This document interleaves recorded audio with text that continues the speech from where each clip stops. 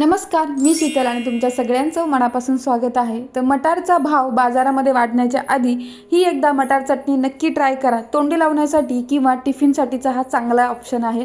तर सुरुवातीला मटार सोलून घ्यायचे आहेत, स्वच्छ धुवून घ्यायचे आहेत, तवा गरम करायचा आहे आणि तव्यावरती आपल्याला हे मटार हलकेसे डाग येईपर्यंत सतत हलवत भाजून घ्यायचे आहेत व्यवस्थित एकसारखे।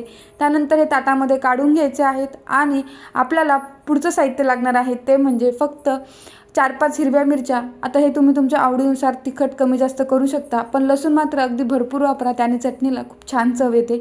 मिक्सरच्या भांड्यामध्ये हलकेसे ओबडधोबड फिरून घ्यायचे आहेत आणि नंतर तुम्ही स्मॅशर असतो किंवा खलबत्ता आणि जर काहीच नसेल तर अगदी असा ग्लास किंवा तांबे असतो त्याने असे हे स्मॅश करून घ्यायचे आहेत, चांगले चेचून घ्यायचे आहेत। पुन्हा तवा गरम करायचा, तव्यावरती हलकंसं तेल टाकायचं आहे आणि हा ठेचा जो आहे तो आपल्याला हलकसा परतून घ्यायचा आहे आणि त्यानंतर आपण हे चेचलेले जे मटार आहे ते सगळे टाकून घ्यायचे आहेत। चवीनुसार मीठ टाकायचं आहे आणि आपल्याला याच्यातलं पूर्णपणे पाणी निघून जाईपर्यंत हलकंसं आपल्याला सतत हलवत परतून घ्यायची आहे आणि आपली मस्त अशी मटार चटणी झालेली आहे।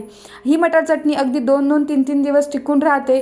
सकाळच्या घाई गडबडीसाठी तुम्ही आदल्या दिवशी जर करून ठेवली तर अगदी तुम्हाला सकाळी सोपं जाईल। तर कशी वाटली ही रेसिपी एकदा नक्की ट्राय करा आणि व्हिडिओ आवडला असेल तर व्हिडिओला लाईक करा, चॅनलला सबस्क्राईब करा।